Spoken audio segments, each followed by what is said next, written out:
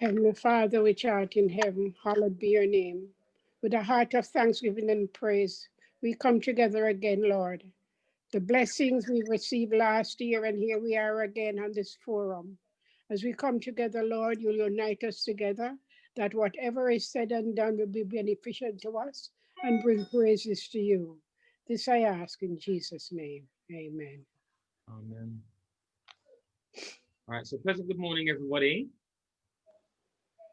I just want to welcome everyone to our first session of the year. But today's a special meeting because it's not just the trust group that is meeting today, but also the E2E project. So those of you should know that trust is the cancer support group that was formulated early last year. And the aim was to enable people who are either living with cancer or supporting somebody who's been through a cancer journey would have somewhere where they could come and share, gain support, access information, and have a bit of fun. So our aim is to keep things as light-hearted as possible and allow us to just engage with each other in a really safe and secure space where everyone can just be themselves and be at liberty to speak whatever it is that's laid upon their heart. I'm going to ask Lola to just tell us quickly about the E2E project. Okay. Good morning, everyone. My name is Lola, and I'm the coordinator for the Empower2Engage project, which a lot of people know as the afternoon tea. And the aim is just to make sure that all the ladies have a relaxed time whereby we discuss, we engage with one another, and we just discuss topics that are dear to our hearts to just make sure that we're well informed. So that's just a snippet of what the Empower2Engage is. Also started last year, and it's part of the Woman to Woman project, which is under the Ministry of Empowerment. So what I'd love to do to start the ball rolling is I want to share something with you that I wrote on my Facebook page today. And it's a simple quote that says, if you want to find happiness, find gratitude. And, you know, we've been through a rough 2020. And a lot of people, I've heard some people saying that as far as they're concerned, we're still in 2020. It's just that today is the 41st of December. And that kind of nonsense. But I'm in a brand new year and a brand new day. And I don't know about anybody else, but despite all the challenges that I've faced, I just heard yesterday evening before I went to deliver a workshop with men that my aunt has had a stroke and is in hospital and can't communicate. But in the midst of that darkness in terms of the news and the way it made me feel, I still have things to be thankful for. And I think all of us do. And I think that when we have that attitude of gratitude, the universe just works in such a way that things just start to manifest themselves and show forth. And if we believe in whatever religious book it is that we adhere to, there's always some sort of guidance that can serve to inspire us and help us to realize that we as mere mortals have something that we can always find to give thanks for. So I'm going to ask everybody who's on the call so far to just share one thing at this moment that you're thankful for. And I'll go first to start the ball rolling, and then we'll go up to Venice and follow our way all the way down. So for me, I'm thankful that even though I haven't had breakfast yet, that I've got a little bit of money in my pocket and some money on my bank card, and I'm able to pick and choose which restaurant I want to go to locally, and I can even drive down there to buy whatever it is that I want. I mean, it's a simple thing. And even if it's Greg's, a steak bacon, not a patty. Imagine that. I'm still grateful because I can eat if I choose to. Venice, what are you grateful for today? Can't hear you, my love. You're on mute. Thank you. I'm grateful for so much.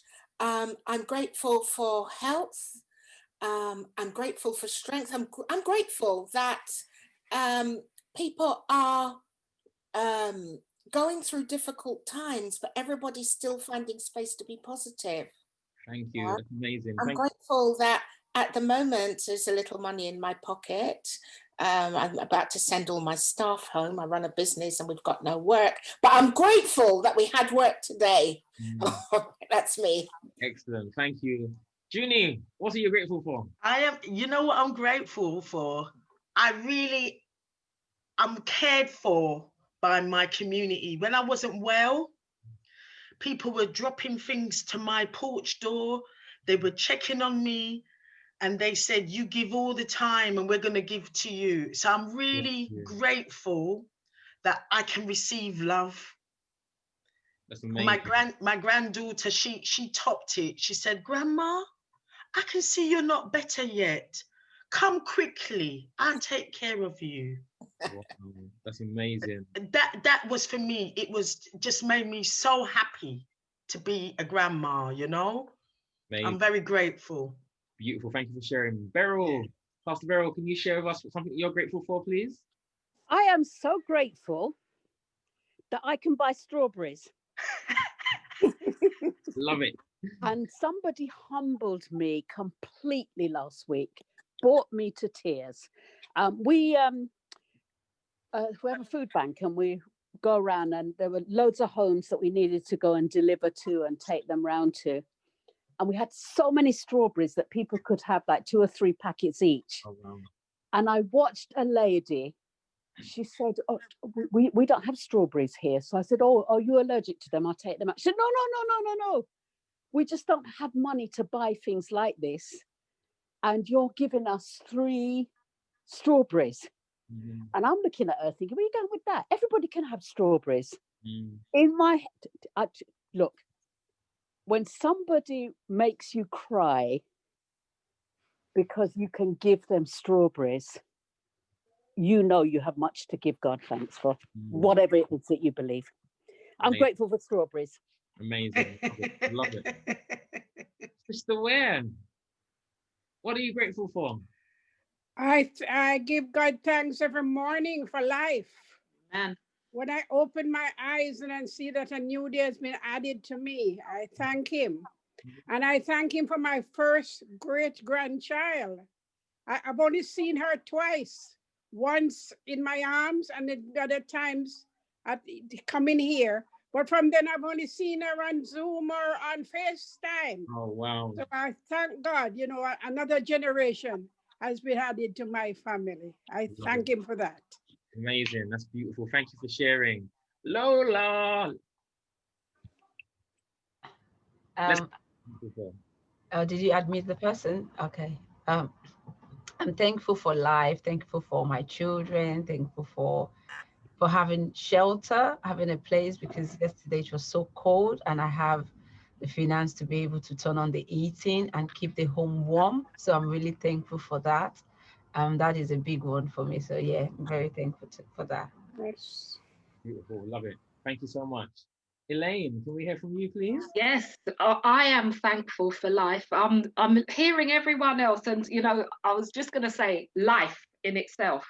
And I am grateful for my family and friends, and even being on this platform, and for some of the things that we actually take for granted each day. That I'm actually inside a home and I'm warm. So I am so grateful, and I give thanks to God for all those things. Love it, love it, love it. Miss Blondell. Good morning, everyone. Good morning. Yes, I am thankful for life. Really, really thankful for life. I'm thankful for my family around, my grandchildren. And, you know, my children, if I can't go out to go, especially in the first lockdown, they were able to do the shopping because I had to stay in. I'm thankful for shelter. I'm thankful for friends and friends that I've known for years that, you know, we still communicate with one another. And that is, sorry, my throat. Okay. Yeah. I'm just thankful for communities. Even our ministry communities that, you know, even a little good morning here and there, you know, and laughs. My church community, we meet and we have some fun and we study and whatever. But I'm so grateful for every blessing that is there. Brilliant. Thank you so much. Thank you for sharing. Pat and Charlene, we're just sharing one thing that we're thankful for, and it was based on this quote that I shared earlier today, which is, if you want to find happiness, find gratitude. So Pat, is it okay for you to share something that you're grateful for with us, please? Yes. Hi everyone. I'm grateful for another day. I'm grateful that I've got my children around me, Mhm. and even though we've had bereavement, I'm still giving God thanks because He has been good to us. Mhm. And even well, that's more than one thing. And even in my lowest moments, He's still giving me a song Love it. every time. Yeah. Love it. Amen. Thank you so much. Charlene, do you care to share with us something that you're grateful for?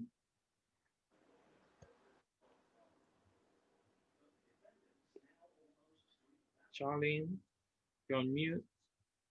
I don't know if you're speaking or not. No, I think she's on mute. I don't know if you want to speak or not, I should say. Sorry. All right. Well, I think that we're gonna hit that on the head. Remember that this group is something where you participate if you wish to participate. There's no pressure on anybody either. So it's about us feeling comfortable and enjoying the space that we're in. So I want to welcome everybody who's just joined us. We've just finished up. Oh, that's fine, Charlene, I see your message. If you just joined us, we just finished our activity. We were looking at the phrase, if you want to be happy, if you want to find happiness, find gratitude. And each of us were sharing some of the things that we're grateful for. But this afternoon, or this morning, I should say, we've been really, really blessed that we've got two speakers with us today. And we're really excited about this. So our key speaker today is none other than Juney Mohammed, who's just amazing. So I'm gonna introduce you over to Miss Amazing and allow her to introduce herself because she's amazing. And I think me just calling her amazing is quite enough. So over to you, Juney. Oh, amazing and wonderful, Juney. Just hang on a minute. Charlene has just written, I can't speak at the moment, but I am so grateful for family and friend support. Oh, thank you. Thank you so much. That is so beautiful, and I'm glad that she can be with us. I hope it's not, she got a technical problem? No, sometimes she can't speak where she is. Okay. All right, let's do this. Okay, good morning, everybody. Good morning. And let's be grateful for the smile.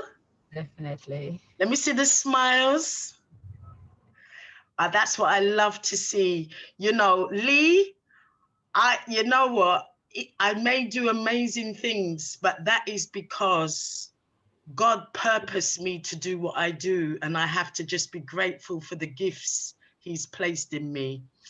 And I'm with you today, and not because I am a cancer expert at any means, but I have been walking with our community for over 3 decades in a voluntary and paid capacity. And I have a lot of knowledge and wisdom.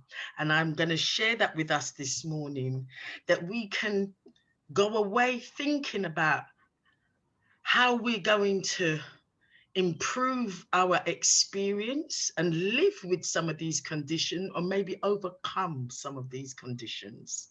So I'm going to just keep it going. Now, in my generation, the C word was always a secret. And in modern times, there's less stigma about it. But I think people forget that there is a lot of stigma around cancer. And many people still choose not to speak about it and find it very, very difficult to accept it. So the message that I received, I don't know, must be 20 years ago, that mental health, sorry about this, that when it comes to cancer, most of the cancers that we experience are preventable. Can you believe it? You're going to have to talk to me. Say yes. Yeah, yes. Yes. Nodding, yes. Yes. Yeah. Cancers, but they're not teaching us how to make them preventable. Neither is it being said in an explicit way. Okay. And when you look at it, most of the time when we're going to funerals, what are we hearing? The deaths are cancer, all these different types of cancer. Isn't that the truth? Yeah, pretty much. Pretty much. And there's maybe a few missing from there, but in general, most deaths you hear about are from cancer. Even in this COVID time, most of you don't really know anybody that's died by cancer. They've died by other things. Talk to me. Yeah. Yeah. Yeah? Lola, you okay? Yeah, definitely. Okay. And I just want us to think about it. So there's something going on in our environment. There's something going on in our lifestyles. There's something that we're being born into that we need to start to think about. Well, what's causing so much cancer? Now, some of you know that this can be triggered by biological things. So cancer itself is not catching, but just like migraines, you can trigger the cancer to be full blown. Yes? Okay. Because people need to understand that a lot of these conditions are already in our system. Yeah. But the way that we live and what's happening to us can trigger these things. So the scientists reckon that 5 to 10% of cancers come from our biological makeup. That's up to you what you want to believe. But some of us inherit it, and some of us have heard a whole family have experienced cancer. But similarly, we've had whole families experience mental health. So we have to think about the relationship between what is already in our system and what is it that triggers it to manifest. Yes? So I want us to think about this from a little bit of a different place. Also, as well, what they're saying is a lot of the causes are caused by environment and lifestyle, between 90 and 95%. But what does that really mean to us when we have had to face burying our loved ones, but yet they're saying 90, 95% is environment and lifestyle? So what is it that we need to begin to think about? And some of us have already begun to think about this. So people used to say, oh, if you smoke, you know, lung cancer and all of these different things.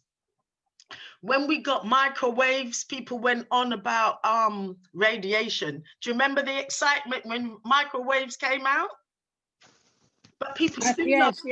Yeah, they love to use microwave because we got into this instant ping and everything is ready and nobody don't want to use the pot or the oven to warm up their food. Yeah, so for convenience, we packed away some facts. And radiation, not just from microwave, but from other things that emit radiation. And I brought up radiation is because, I don't know if any of you have ever done a live blood test.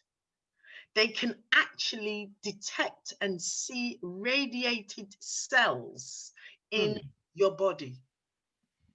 Wow. So I'm talking seriousness here.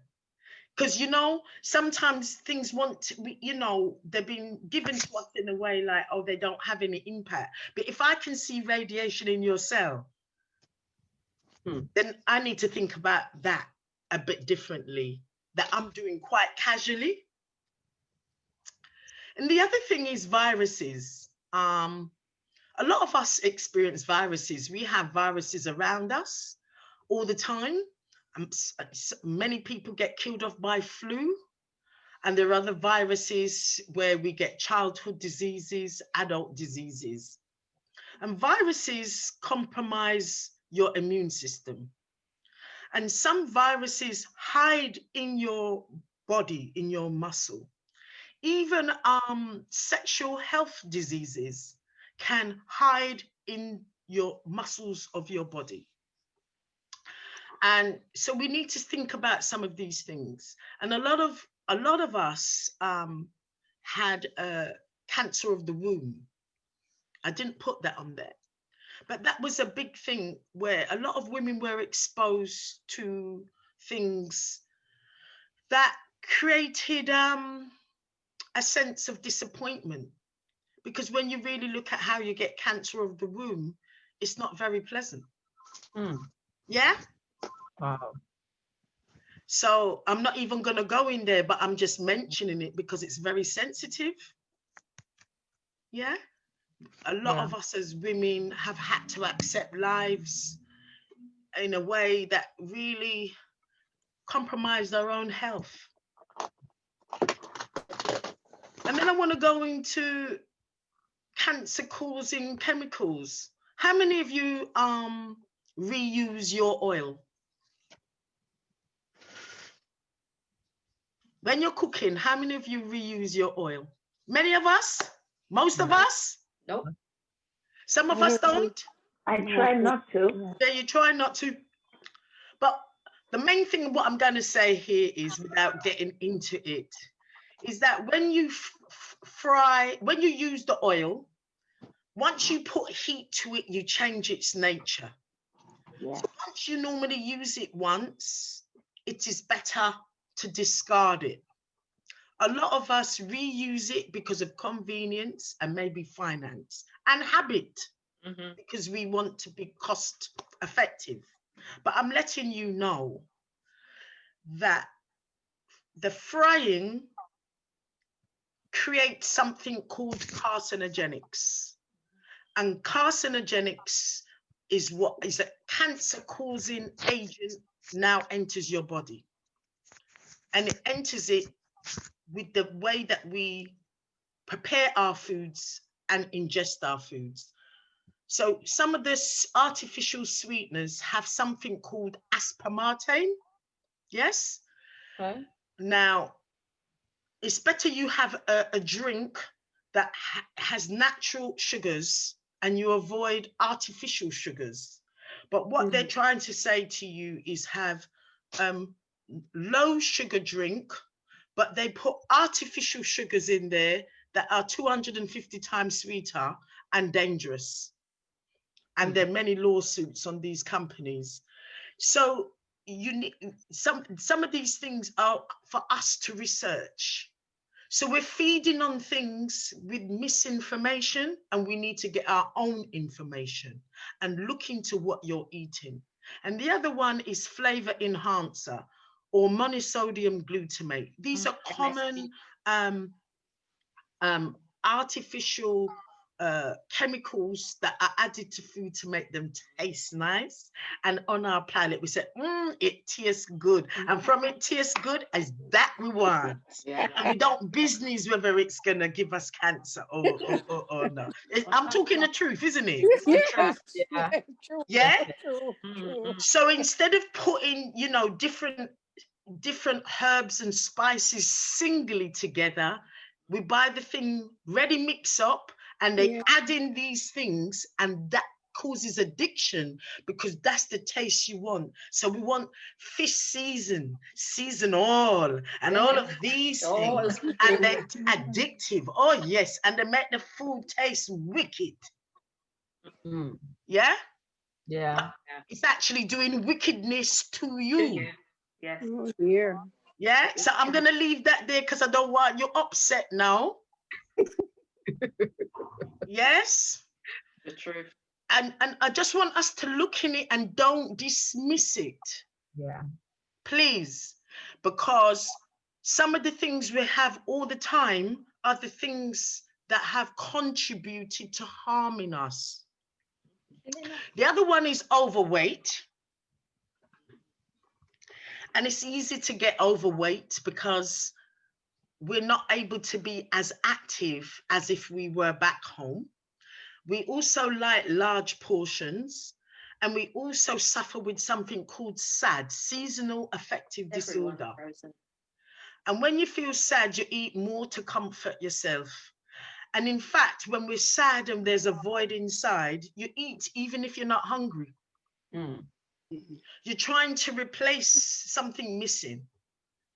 So it's not just about portion size, it's the why we eat.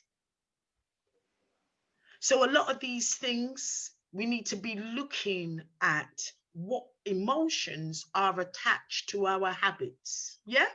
Yeah. The other one is hormones. And I always teach on this. Anybody who's listened to some of the presentations, there is something we do naturally, and it's an anxiety hormone. Most of us, isn't it? When you're going to cross the road and a car coming down on you fast, you either can run, you freeze, or you get licked down. True? So in that moment, your body goes into fright, flight, or fight. Well, you can't fight the car when it don't lick you. But it's a natural hormone, and everybody has anxiety hormones. But our problem that we generally face is this anxiety hormone doesn't just come on and switch off. It seems to be switched on and turned up because we've got a lot of stressful things in our life. True? Yeah. So you don't just have one stressor, you have several stressors, and you have them back to back that you don't feel you got any respite. These hormones are things like cortisol. Have you heard of cortisol? Yeah. And you've heard of adrenaline. Now people say you get an adrenaline rush. So that's a rush of a hormone to help you deal with the situation.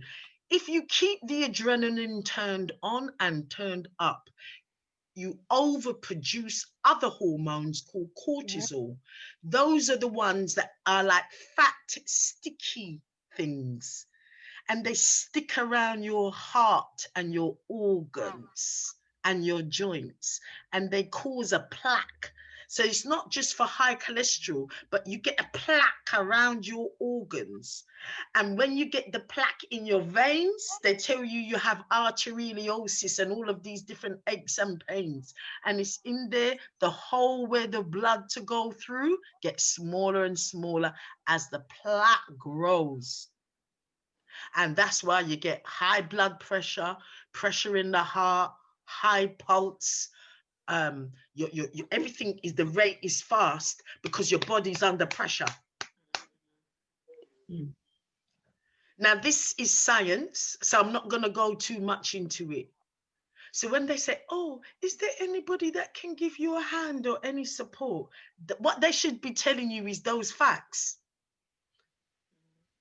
That Mrs. Muhammad, if you don't address the stressful things in your life, it will harm you.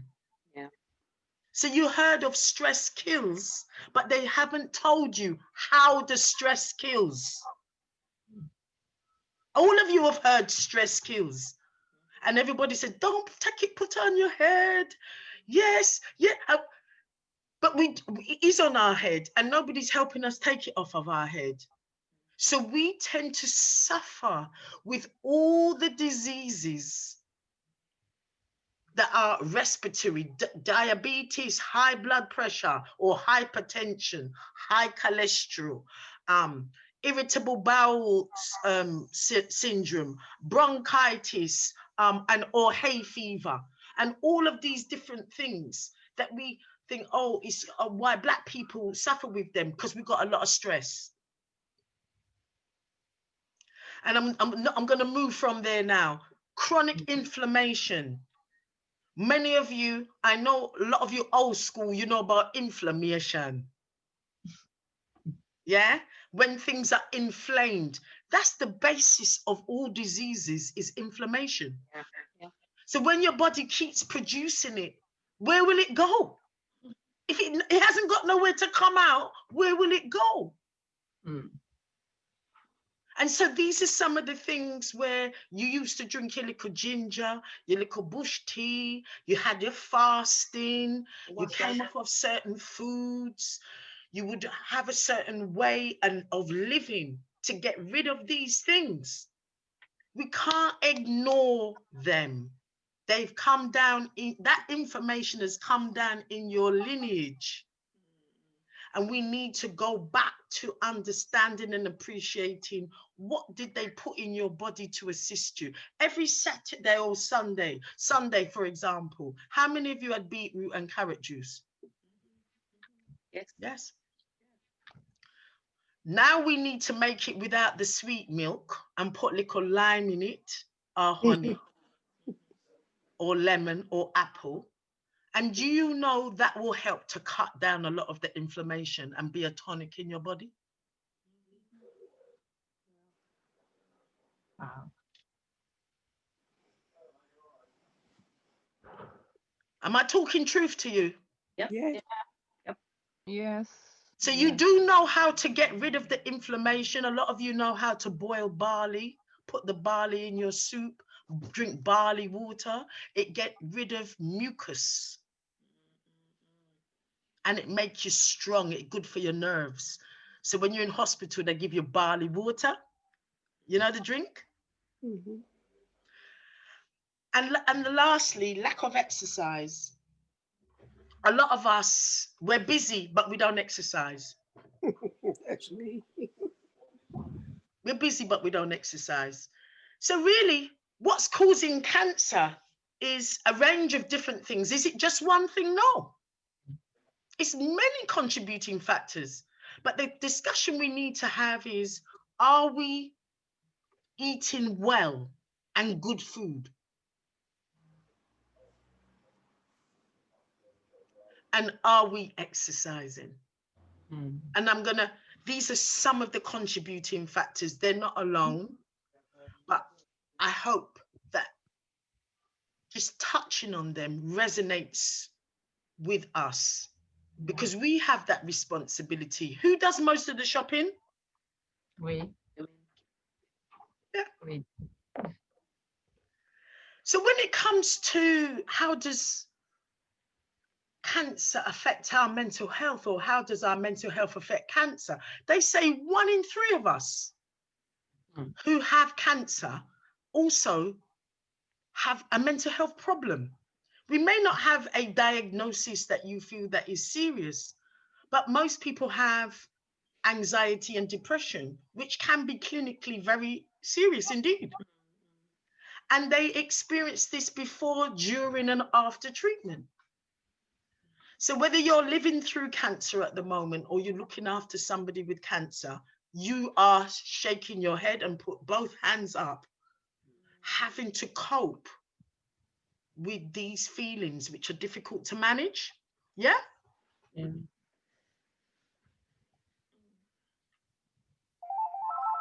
And I don't know, you know, these people keep ringing your house and they don't really want to talk to you. They just want to sell you something. So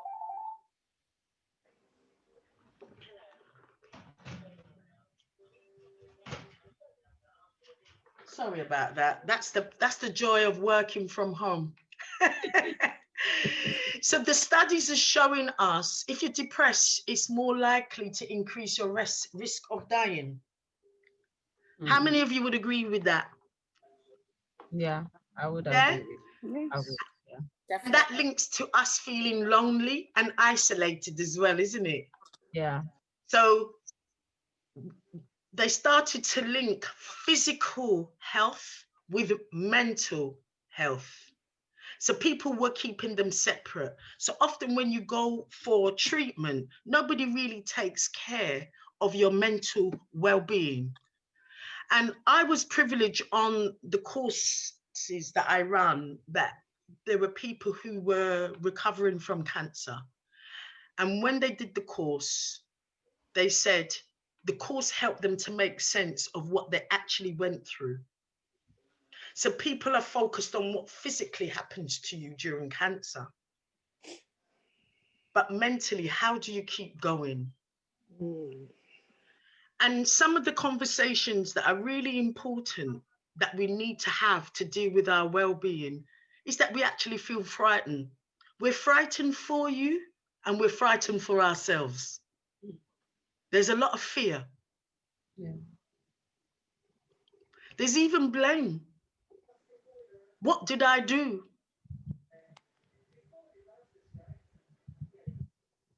There's guilt. There's shame. There's embarrassment.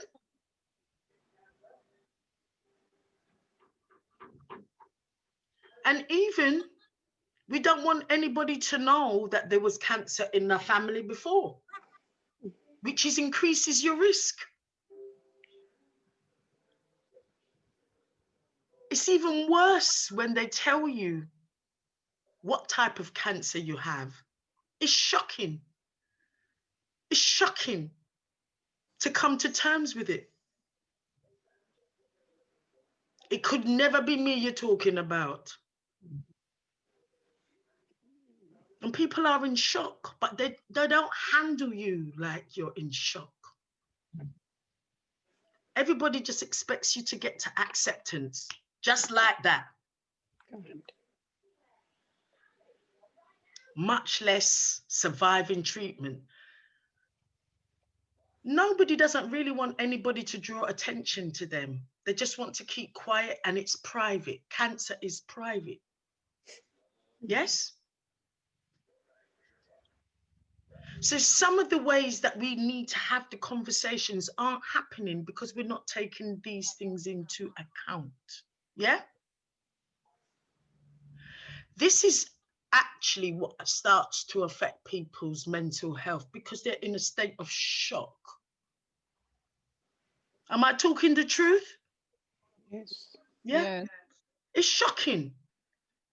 And when you're in shock, isn't it? You don't know what to do. You almost feel like you freeze or you just want to cry. It's very difficult to process. And so I want you to start to have those conversations, because these are the places that people can have the conversation with you from, because then they know that you've understood how they're feeling. So as we try and move through this, you know, many of you, you love the sea, and I was blessed to go away with some of you, and we were by the sea. And we did prayers in the sea. And I showed the sea. The sea move in and it move out. It move in and it move out. Have you noticed the monitor? When they have you on the monitor in the hospital, you see it beep up and it come down, your heartbeat, yes? Yeah. It's the rhythm of life, up and down, up and down. So some people feel that they're not meant to have no down. But it's the rhythm of life. It go up and down, up and down. That's the rhythm of life. And the down doesn't have to be negative, but it is the rhythm of life. And we need to get one with nature and start to look at how we can move forward. So as we start to think about our mental health, can we improve our mental health if we are not engaged? No. We have to be engaged. So, you know, Lee talked to us this morning. To find happiness, we have to find gratitude. And we all found something to be grateful for. And when it comes to living with cancer, coping with cancer, it's the hope that we're trying to keep alive and having a sense of purpose, whether I have 1 day, 6 months, or 2 years. And the greatest and most powerful emotion is the emotion of love. And I've got a book here. It's back to front on your thing, but it's called Cancer, Mummy and Me. And she tells the story that she had to walk and share with her family what she was going through and how it felt. Even going to an appointment, she said, you got to come. I don't even know what they're going to say to me. She was trembling, but she spoke to her family. And the more she spoke, and everybody had to understand the language of the diagnosis and what she would suffer. But that helped her to get through it. This book, I'll tell you afterwards, it's a blackjack book. And this is a true story. And I had a chance to meet the lady that wrote this. Because a lot of us want to share with our family lovely messages and stories about our lives. And we want to have a legacy. And a way of sharing our love is to tell our stories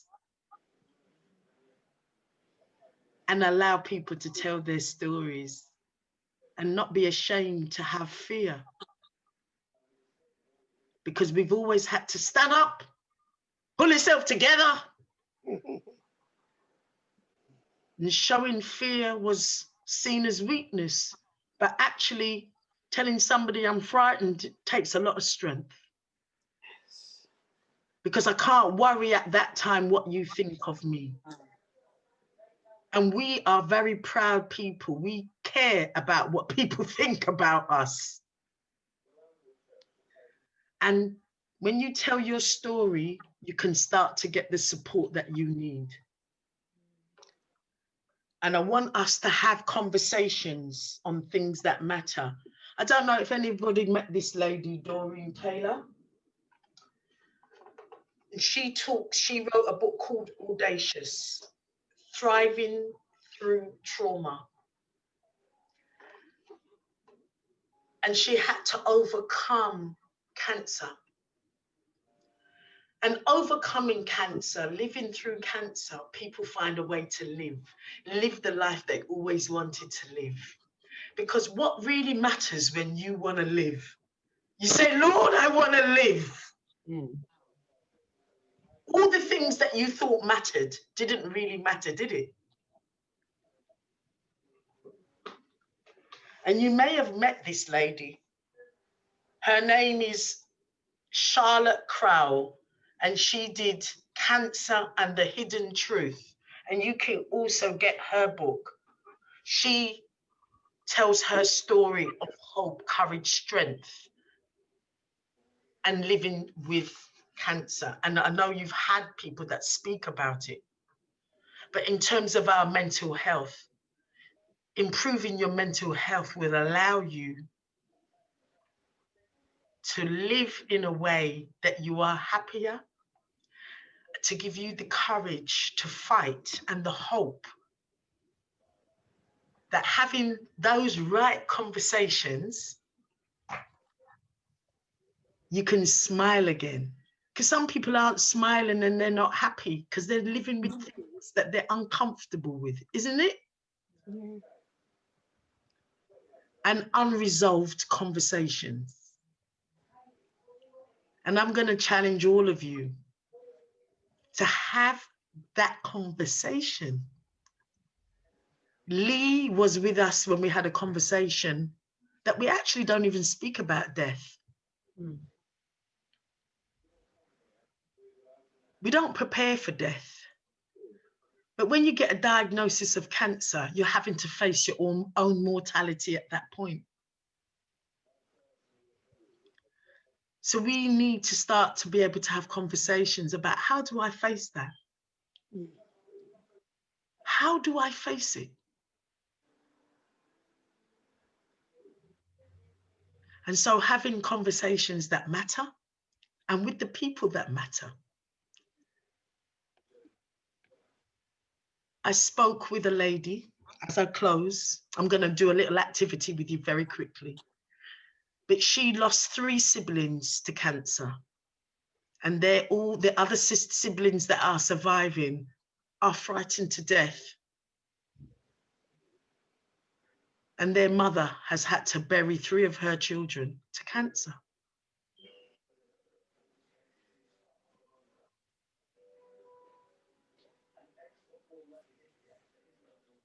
Love and hate can't dwell in the same place.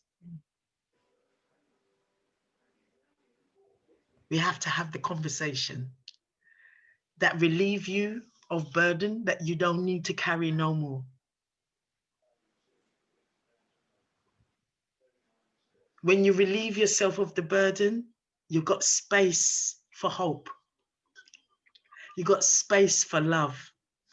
You've got space to tell your loved ones what you want to say, that your memory, your life lives on. But every day that matters to you, you can live. And that will inspire them as well. So that's one of the toughest conversations to have. But I'm going to challenge every one of you on this platform today to have this conversation. And Lee, I remember he says, we don't have these conversations, but we take out insurance. How many of you got life insurance? Yeah? Yeah. But you don't have no conversation about death. But you took out life insurance. Some of you even have will. Some of you won't even have a will. So the conversation is there, but it needs to be expressed. Because that's the only certain thing in this life, is that one day we will surely die. Awesome. And so once we have a place of acceptance about the rhythm of life, this is the rhythm of life. Yes. Enjoy every moment. Get a gratitude journal. And every day you write down what you're grateful for and live your life. Set yourself free. Mental health, nobody is going to do it for us. Being ill can take you over the edge, not just the physical illness in your blood, but our minds. I want us, just for a moment, I know I've talked to you and I've been very direct. I believe in being clear, and I hope you're not upset. But what I'd like you to do is, I'm going to go round all of you because we're not going to do breakout room. And I'm going to ask you this question. An act of hope, what does it sound like or look like to you? So say, for example, I've got 4 children. And I would like to live every day living my purpose. That's all I want all of you to do, is help me to live my purpose until my time comes. That's what it looks like for me, that they would be engaged, making sure that's what I could do. And I'm going to move on to the next person. If you'd like to share, what would it sound like to you? Act of hope whilst living. We're here, we're living, aren't we? Yeah. You're breathing? Are you sure? Yeah. So somebody talk to me. Anybody, who's going to go first? Sister Weir? Oh no, Elaine wants to go first. Yeah. Go, Elaine. I would say that hope for me is living in the present, you know, being here right now. And obviously with all so much is going on, we should be in the present, because adapt and change and do what you can do today. Yeah. And as we know that saying, do what you can do today, because, you know, tomorrow may never come and things like that. But you know what? Do what we can today. That's it. So being present is your message. Yeah. Yeah, because tomorrow is not promised to no one. No. Thank you very much for that, Elaine. Beautiful. Who wants to go next? Yes, Sister Weir. My faith gives me that hope. So I know that today is here. Today is mine, but tomorrow isn't promised to me. That's right. And as you said earlier, we don't talk about it. I've got 5 children. Well, we've got 5 children and 10 grandchildren, 1 grandchild. And with my children, we bought our funeral spot already because I know it's coming. I know one day. 3 of my children has been there to the spot, show them where I'm going to be laid, my husband and I. And 2 won't go. 2 don't want to know. So, you know, but I let them know, especially when you're over 70, because the scripture says 70 by reason of strength. Yeah. So we know it's coming. And whether we want to or not, one day, it will be our last day. Yes, yes. Thank you so much. So you really hit the nail on the head that some people are in a place of fear. They don't want to have the conversation. But when we stand on our faith and you have prepared yourself, that allows you to still have hope and enjoy Amen. Every day because you've prepared. Yes. It set you free. Amen. You're not leaving nobody with no responsibility. All right. I leave them, they can choose a coffin. They can choose the coffin. Yeah, but you done everything else. Let them argue over that. Hey, wonderful. See? And you see when you see the energy that come up in Sister Weir? Because she already know them. Only through God's blessing. Amen. Amen. Right. Who wants to go next before you all throw me off of this platform? Come. Going next. Hope. Acts of hope whilst living. Somebody speak to me. Otherwise, I'm going to call you. Lola. For me, I think I'll just go alongside what Elaine said about just enjoying the present, and regardless of everything that we see or that we hear, just enjoying the little things of life. And as I said earlier, I'm just enjoying the fact that I have the heating on in the house. It might not be a big deal to a lot of people, but it is a big deal for myself. So, and some people might be like, oh, how does that relate to an act of hope? Well, having the heating on has a ripple effect on my family. It has a ripple effect on my children, on my mental state, on my physical well-being. So all of those things together, you know, for just one day is huge. And just taking each day as it comes, and even when, as I say, is the ripple, you go through the down doesn't necessarily have to be a negative thing, but it's how well you go back up. And even when you're up as well, how do you maintain being up and how do you maintain being down? So just having that rhythm and just enjoying whatever stage you're in life. So I think for me that is a big deal. Just enjoying each day. When you get the bad news, you know, address it. When you get the positive news, you address it. But just ensuring that you don't let go of the minor things of life, pretty much. Yeah. Thank you. Very, very, very powerful. And you know something about happy hormones? They help you to heal. So acceptance and happiness and joy are very important, what they do to your body. They help your body vibrate for health.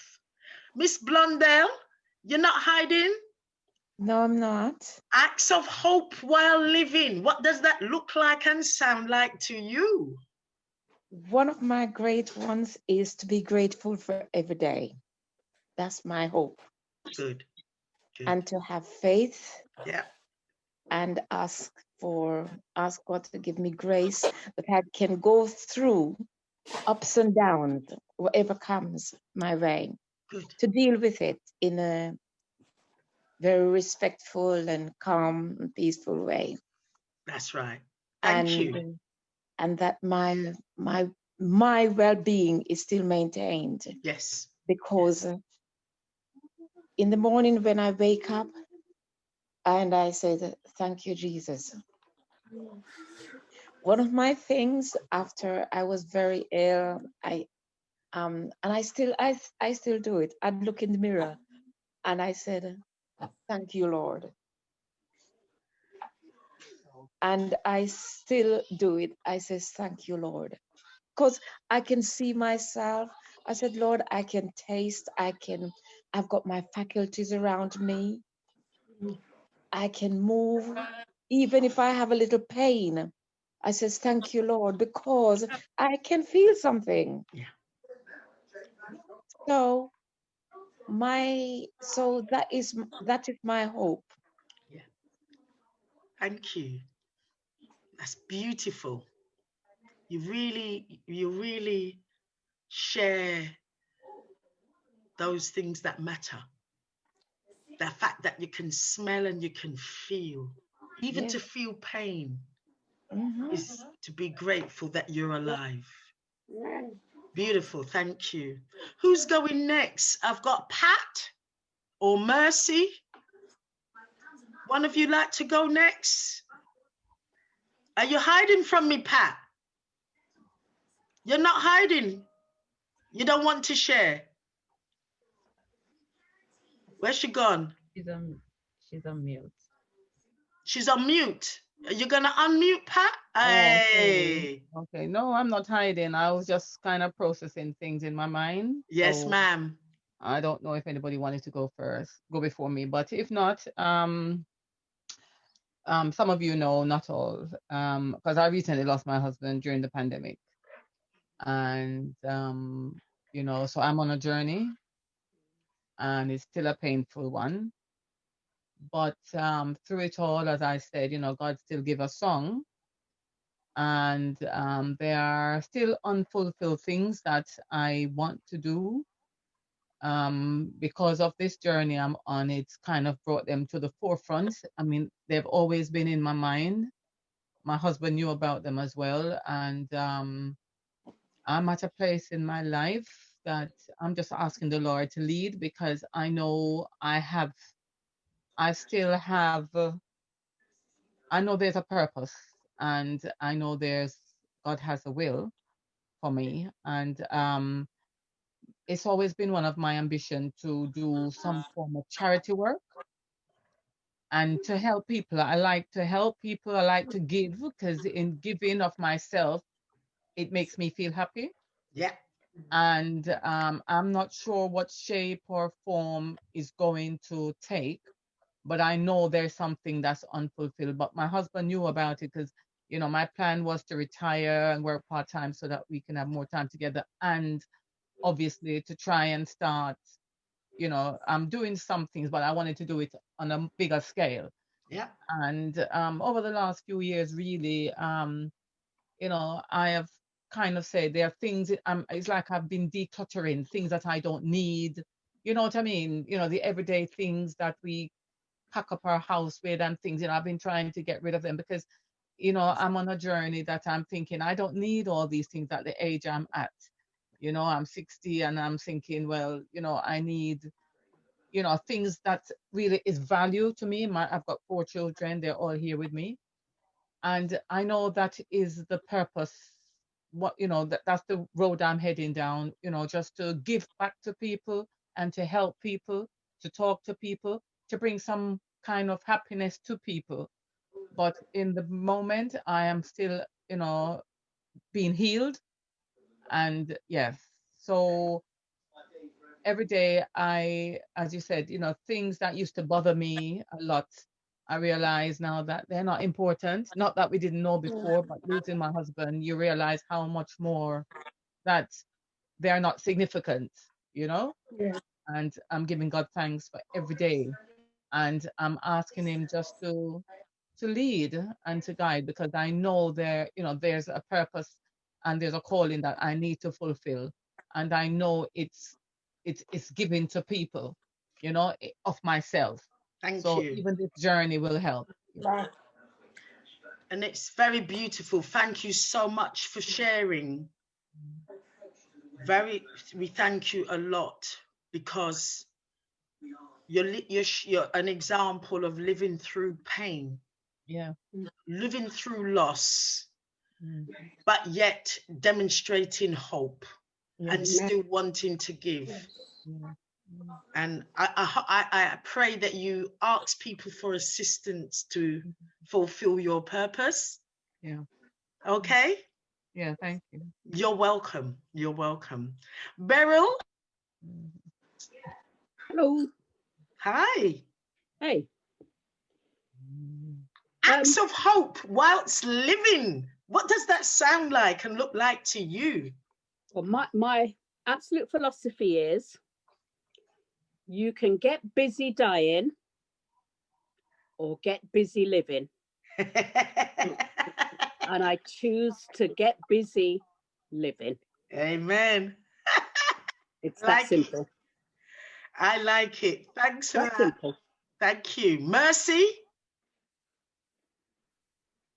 Are you there? Are you there, Mercy? Mercy's not with us at the moment. Anybody else I haven't spoken to that would like to share? As I'm going to bring this, I am going to just bring this to an end. Lee, did you want to say anything?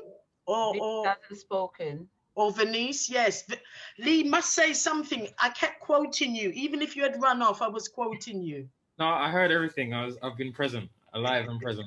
I think for me, I'm a big vision board man, so I try to have my vision board that outlines my goals, short-term, medium-term, and long-term. And one of the things I've learned about life is that you just have to keep pushing. So every day I spend some time in reflection and thanksgiving for what I've achieved, and I celebrate my small marginal gains, because I know that that's the thing that builds me towards the ultimate goals that I have for myself. And that's what gives me hope. My hope is to just be the best me that I can and just work towards that. And whatever happens in between just happens. I take it as it comes. But I'm thankful for my circumstances that I have now. Thank you. Thank you. And I just wanted to say, Lee, that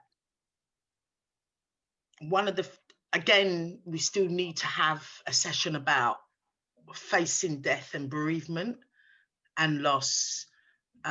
So I know we did have a big one, didn't we? But I think we need to have another one, because a lot of people are left in struggle and strife because they're frightened to have it, and the young people as well as the elders. And a lot of elders are burying their children.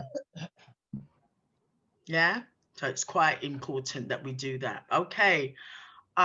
I'm just going to really end this session today, that anybody wants to take part in self-healing circles that helps us to keep us going, because some people may be the food challenge, some people may be the challenge of how to have the conversations. It's building the confidence to have the conversations. But whatever you want to do, my details are on the screen, the email if you'd like to contact me. But I'd like you to know that your mental health is your wealth.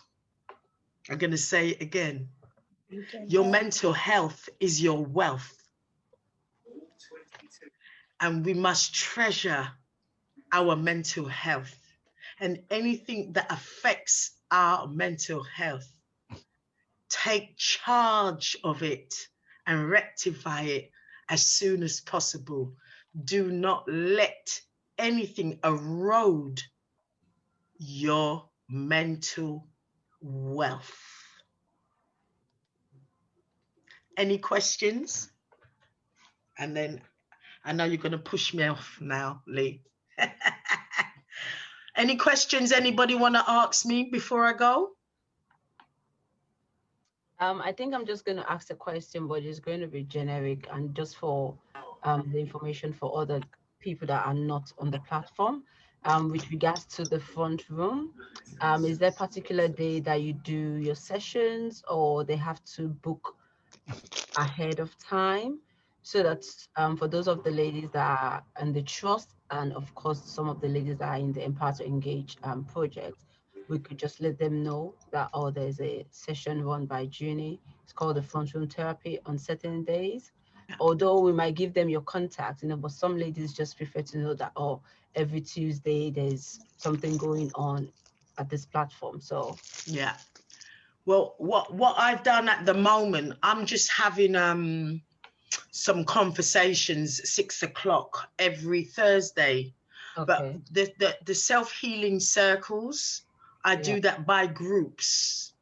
Okay. So if there's a request enough by groups and they want to do that for them as a group, as a family, because a lot of family need support as a whole unit to have the conversation or to make the adapt in their lives.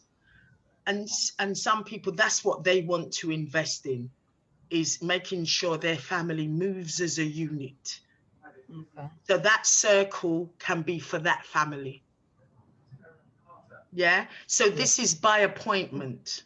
The circle one is by appointment. It's by appointment. So so when I'm going to do things where anybody can join those circles for a particular theme, I can then advertise that.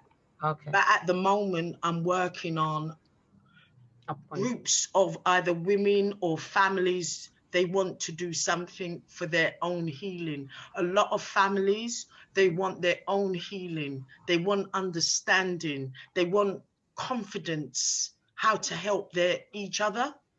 Okay. Yeah. That's fine. Thank you.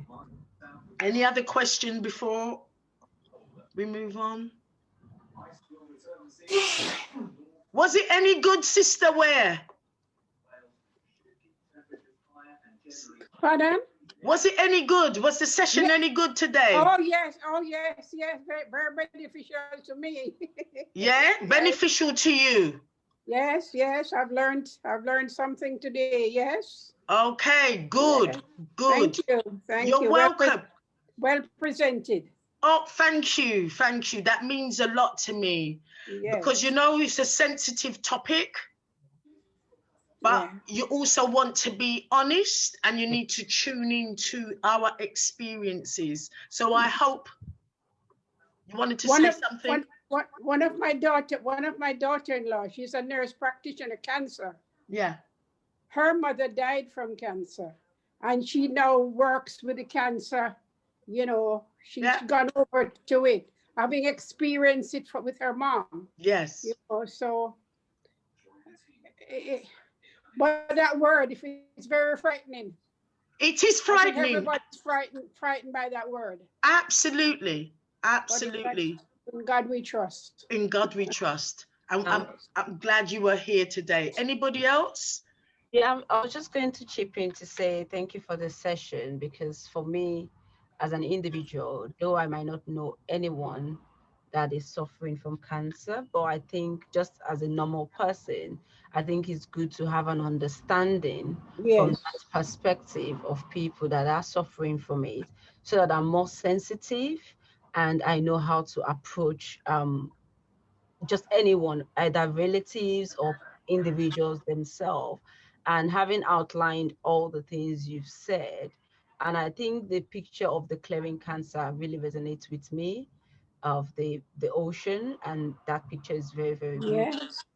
I think that's something that I would take with me moving forward. And it's not just about cancer now. I think it's more to do with life challenges as well, because what you've taught is quite applicable to other areas of life.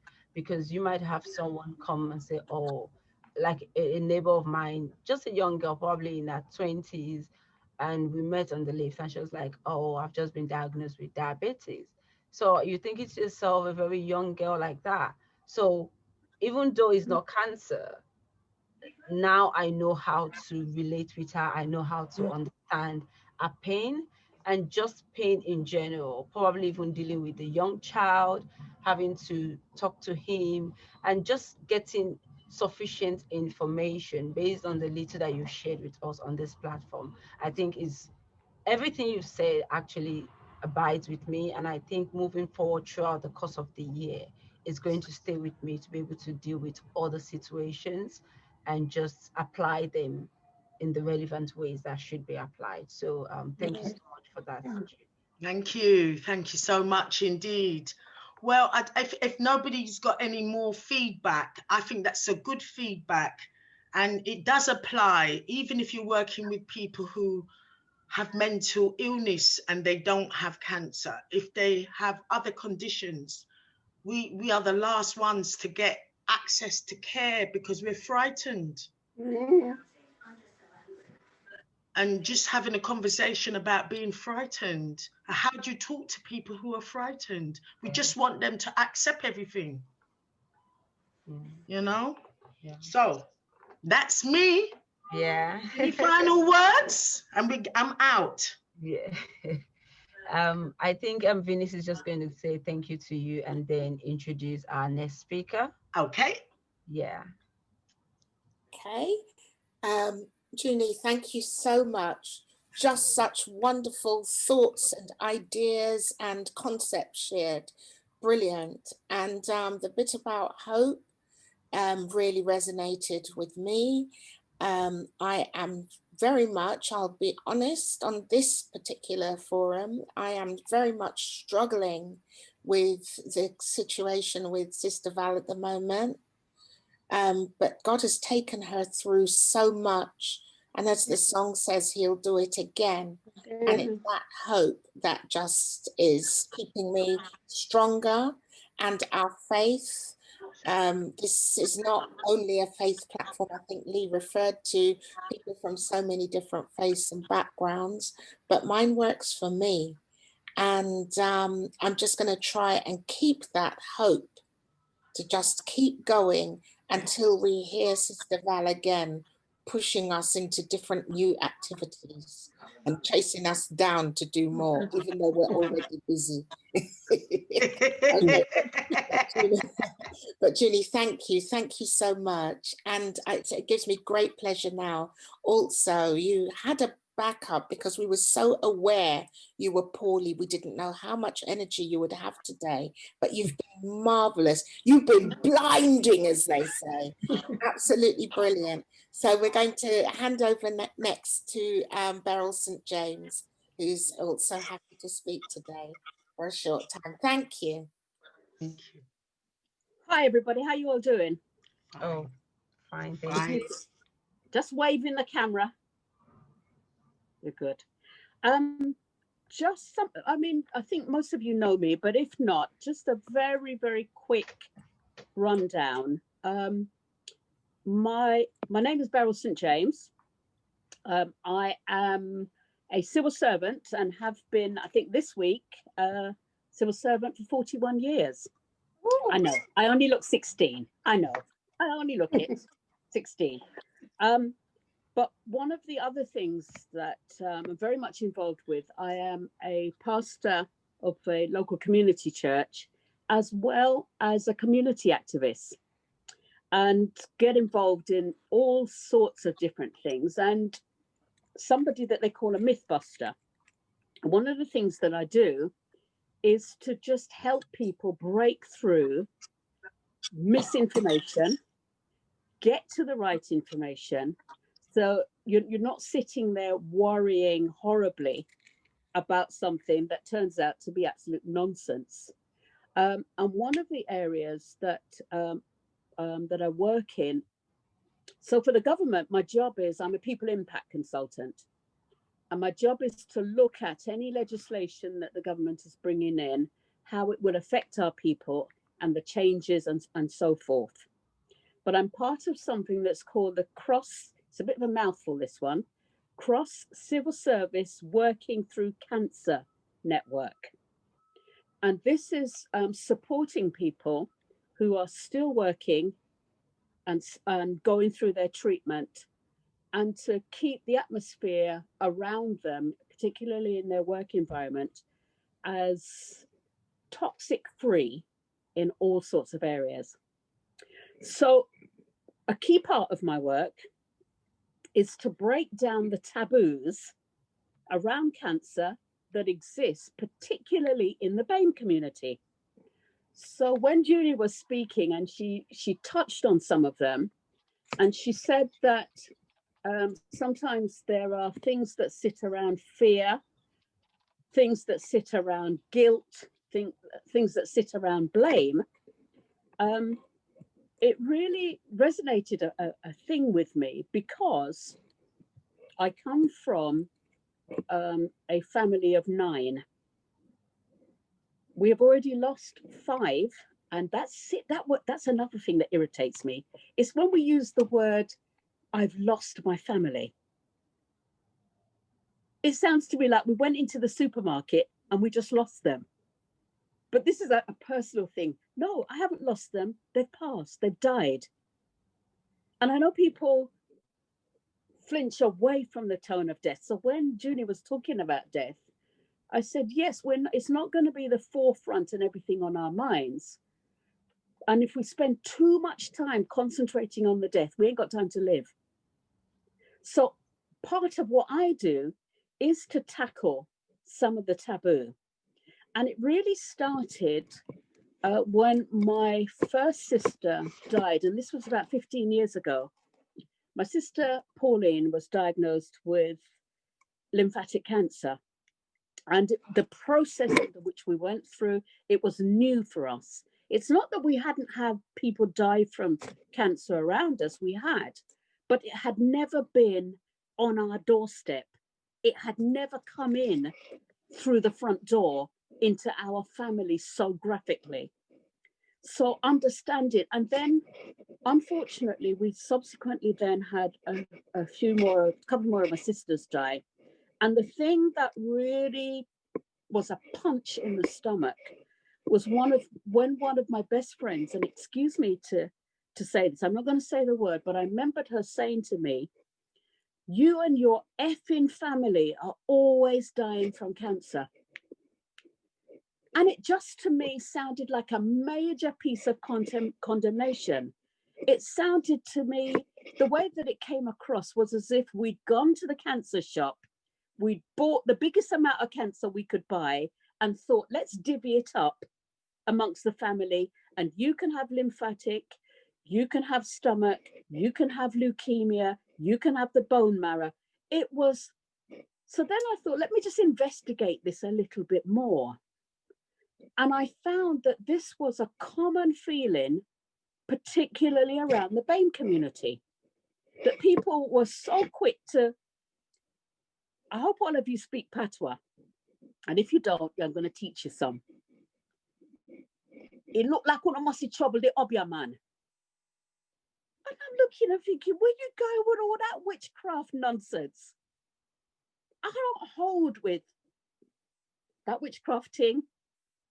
If obia man is so powerful, why hasn't the obia man won the lottery? Because if you know all of that stuff, anyway, let's not even go down there. But there were things that people said, oh, it must have been something that uno do, why it's in your family. And I'd say about 200 yards from where I live, we have a family that we've grown up with. We've been friends with them for over, I'd say 55 years. They had 7 boys, and the father, Mr. Lawson, buried all his 7 sons. They all had a particular strain, and there are 2 families in the UK apparently that have this particular strain of cancer. And I remembered that Mr. Lawson, when he was 92 and his last son, John, had passed, that when I looked at that man's disposition, he completely and utterly humbled me, because he was still full of the joy of life, still, although all of these things had happened over a succession of years, that even to have buried his wife and all his children, he was still hopeful and looking at, one of his sons actually had 2 daughters, and unfortunately his daughters are unwell. But what I'm saying to you is that he too told me about some of the things that people had been speaking to him about, and had the finger pointing. And some of these taboos, we need to blow them up, set them on fire, and dash them straight back into hell where they came from. A lot of these things are nonsense. You don't walk around and catch cancer like that. That's not how it works. Once you find yourself into that place, it is already a difficult platform to take on board and consider, and to go through the treatment and to go through the process. And doctors are talking, and it's like ticker tape. They're talking, their mouths are moving, but taking it on board and digesting what they're saying is a whole nother ball game. So, as I said, mine was more just a quick precis, just to say to you about one of the things that is key for me is about breaking the taboos down. It is about looking and keeping yourself in your mind healthy, learning how to throw away garbage when people attempt to, I'll use a horrible word, to vomit all over you with their negativity. You don't have to take that on board. Cancer is not the last word of you. It's a word. And the truth within the BAME community is, and the big hiding thing, why hide?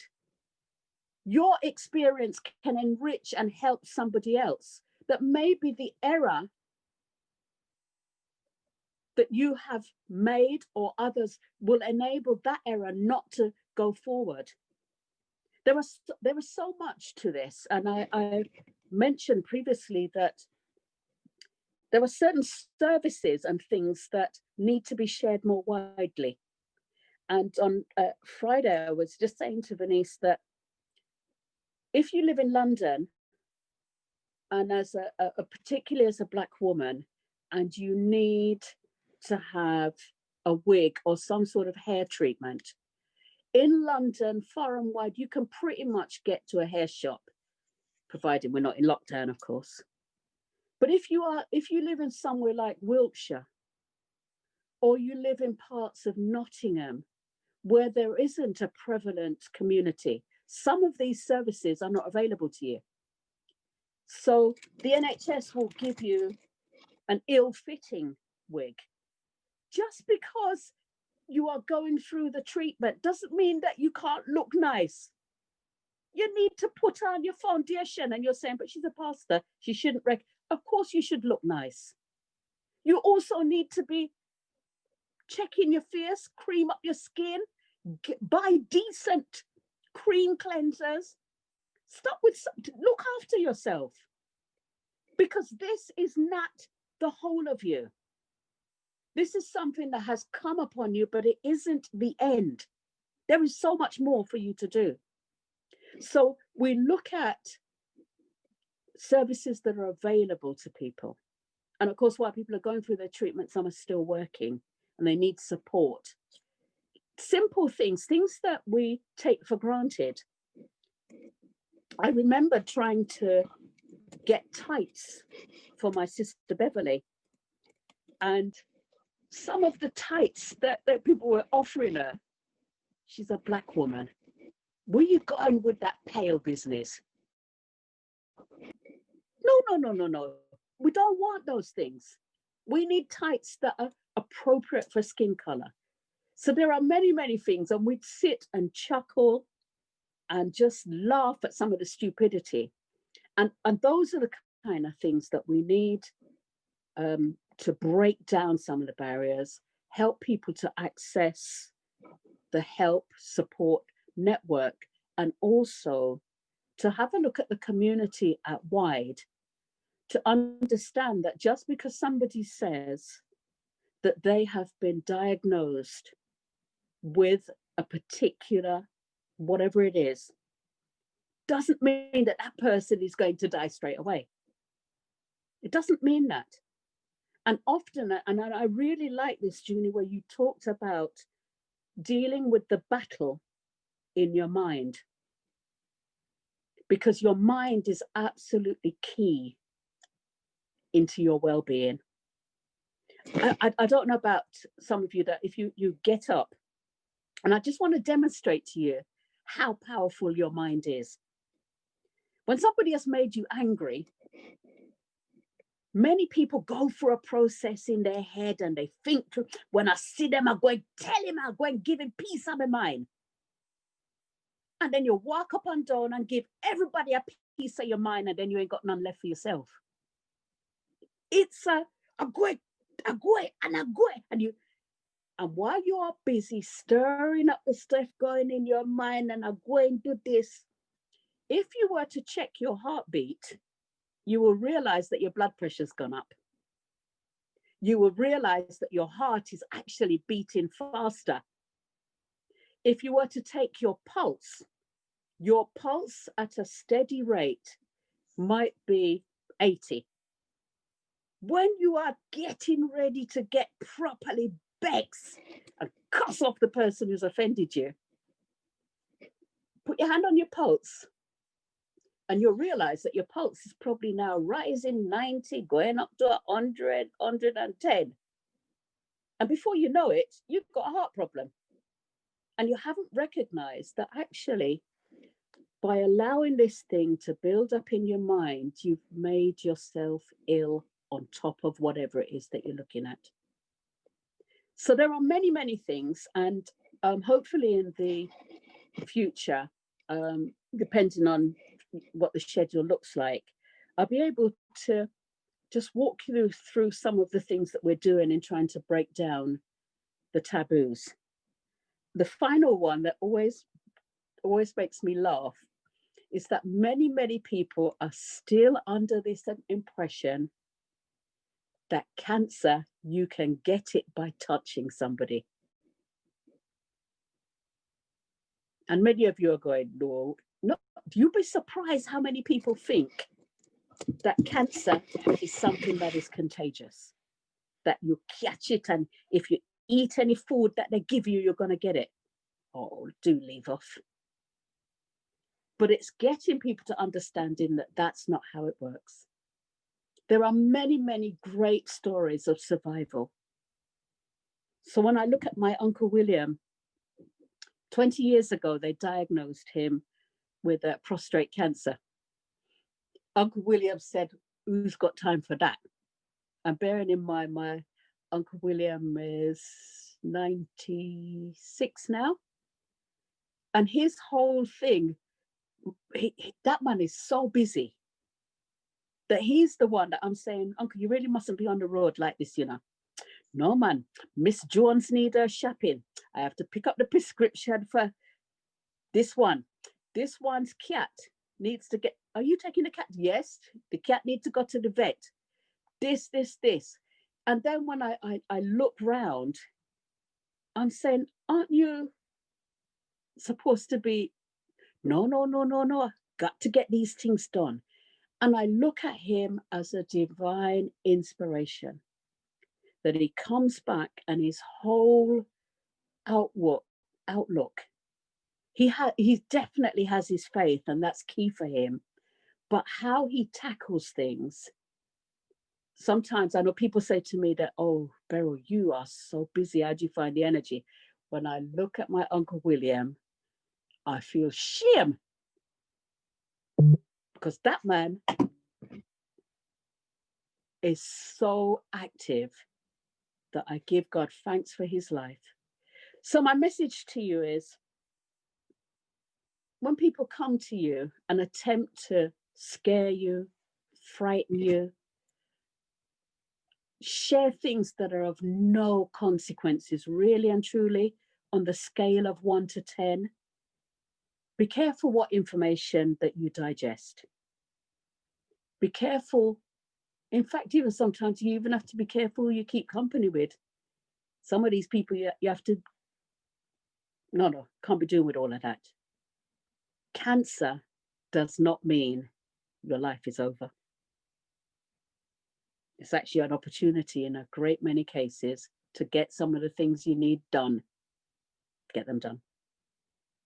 God bless you. Thank you for listening. And hopefully I'll see you all on another day. Back to you, Bernice. Thank you so much. Wonderful, wonderful words. And the way that the both of you, Juney and Beryl, you complement one another, you just feed out positivity. And this is so important, especially in difficult times. So thank you. This was a session, as Pat Sinclair is coming back. This was a session which was a combination of the Empower2Engage and the trust group. And what a perfect combination of positivity. So thank you very much. Is Sister Lola there to carry on? In fact, this is where I can give to you, Lee, to carry on with the, is it not? Is it not with the next bit? Can I ask though, quickly at this point, anyone got any thoughts on what Beryl has said?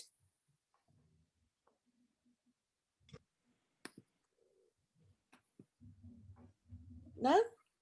Sorry, I had to go off to speak to another professional, so I missed out on what Beryl said. Oh, sorry, that's okay. One of the things though that she, oh, go on, yes, Elaine? Yeah, I think it was very important because, you know, some of the myths and, you know, insensitive things that can be shared at times, you know, it sort of hit the nail on the head, because sometimes people say some things without actually thinking, and there's no, how can I say, there's no sense in it, really. To, you know, and I know that sounds funny, no sense and sense in it, but, you know, and I know that it's sometimes such a difficult time, but just being sensitive and tentative to people, you know, and even if it is a situation, as she said, that it may be that there are several people in a family who may have had cancer or whatever, that, you know, we should all look into it on a better level, or even an informative level, to find out what type, or even go and get some more information, because really lack of information is not a positive at all. Yeah, so, you know, as she said, you know, a lot of the false information and whatever, and not knowing isn't helping. So thank you. Thank you so much. Right, we have announcements at this time, but I think that Lola has been taken away. So it's at this time over to you, Lee, for your vote of thanks. So today has been a really wonderful afternoon and time well spent. You know, definitely appreciate the ability for us to come and listen to such important voices. I think that we heard from two ladies who spoke from their heart and shared some really wonderful information with us that we can all take away and utilize as we move forward and continue throughout our days and our week. For me, I feel like this is a wonderful way for me to start my week, and it's really allowed me to feel empowered and energized. And I'm sure that other people will share those sentiments. I just want to say thank you very much to both Juney and Pastor Beryl for coming and sharing with us. I hope that this will not be the last that we see you in the next few meetings that we have coming up, that you'll continue to be a regular fixture and will come back and share with us, or just be here with us to partake in the activities that we engage in. And I just want to say thank you for everyone who's here. I know Sister Dorothy's not here with us today, but I know that she'll be very proud to know that things have been running full steam ahead and that we had another successful meeting. And I think we're continuing in that same positive trajectory with which the trust group has started originally. So thank you all so much for coming. Bless you and have a wonderful week. Yeah, and just before we go, just want to let everyone know that I received tons of messages because I have the ministry phone with me from the trust. Some of the ladies did send apologies. Quite a handful of ladies sent apologies on the ministry phone. as to today's session, why they couldn't attend today's session. Likewise, some of the ladies from the Empower2Engage, I think because of the second phase of lockdown, a lot of them are giving me reasons, or they're sending reasons why they can't be on today's particular meeting. So just to give us a heads up that we're supposed to have quite a few people on today, but apologies was sent. A ton of it came through the ministry phone. So just to know that. And yeah, based on today's meeting as well, because it's been recorded, I believe Juney will be able to put it on later on the website. And then I think sometimes it goes on YouTube as well. So when the link is being sent out, it's something that we could send to other people and they can go back and watch or listen to the conversation to get to get empowered as well. And thank you, Lee, for doing the votes of thanks. And I'm going to leave it to Venice to conclude. Okay, I think conclusions have been done and been done very well. Thank you all. Thank you all for a great session. Who was supposed to be here is here. And who wants to catch up? It's all, as Lola says, it's all recorded. So thank you. And we're looking forward to the next one. Elaine. Can I just say, are we doing any exercise today? Are we doing any exercise? Elaine, because this is a joint, Okay. honestly, it's keep my mind, because this is the first one of joint projects that we're having with the Trust and the Empower2Engage. Okay. I don't know if we would have sufficient time to do the exercise. Elaine usually do exercise for the Empower2Engage afternoon tea. And of course, definitely, I would like to also introduce you to the Trust team as well. So probably one of the sessions that we'll be having later on. I'm sure the ladies in that team as well would like to get to know more of you and the sort of exercise, because the physical well-being as well matters to them regardless of what they're going through, you understand. So Lee, please also try and put Elaine on your books. She does exercise and share exercise, just something simple to just get all the ladies going. So yeah, so for today, Elaine, I don't think we'd have the time to do the exercise. For next week, next week we're having the Empower2Engage session, so we would have all the ladies back and we'll be able to do the exercise then. Can I just say, even though we're not doing anything today, yeah, even if it's 10 minutes, everybody, even if it's just a twist. Okay, that's fine. Yeah, that's and fine. I saw Definitely. Sister Beryl doing this sort of thing. Yeah, and even just marching on the spot for a couple of minutes once this is finished. Yeah, and a big stretch, because we have been sitting for 2 hours. Yeah, so keep it moving until the next time. Oh, lovely. Thank you all. Lovely, lovely. Well, yeah, thank you all so much. And Elaine, looking forward to that one. I shall tune in for that. I'm trying this year to get on with the exercise. And what I'm going to do, I'm going to be prompting people and asking them how much they've done and what are their favourite little bits, even if it's just this, even if it's just, we've got to keep it moving. Okay. Yeah. That sounds good. That sounds excellent. I'm doing the 5K runner as well. I'm on week 2, day 1 today. Well done. And yes. And R&B line dancing. We got to do what we can. I'll look that up. So, Lee, when is the next Trust session, please? Oh, you're muted. Sorry. Me, I'm usually on the ball with these things, I'm not sure of the date for the next one, So I probably need someone who's more of a regular than myself. Is it every 2 weeks? No, I think it's once a month, isn't it? It's the first Monday. First Monday. Okay, cool. So in that case, I hope I've got it right. It'll be the first Monday of February. Be there. That's right. So officially it should have been last week then, but we moved it to this week. Okay, cool. Yeah. So it'll be the 1st of February then. That's fine. 1st of February will be the next At trust 11. session. So you also raised a really good point about the fact that there will be a trust website. Sorry, that was to me, but there will be a trust website. So look out for that. Again, I'm just waiting to have some little consultations. And now I know you, Lee, you will be one of those people I will consult, okay? So thank you. Thank you so much. Right, so we're on our way. Enjoy the rest of the day. And what a pleasure it's been spending time with you. Thank you, everybody. Bye-bye. Keep it moving. Keep it Bye. moving. Thank you, Juney and Pastor Beryl. Thank you so Bye. much. Bye. Bye. Thank you. Bye-bye. Bye.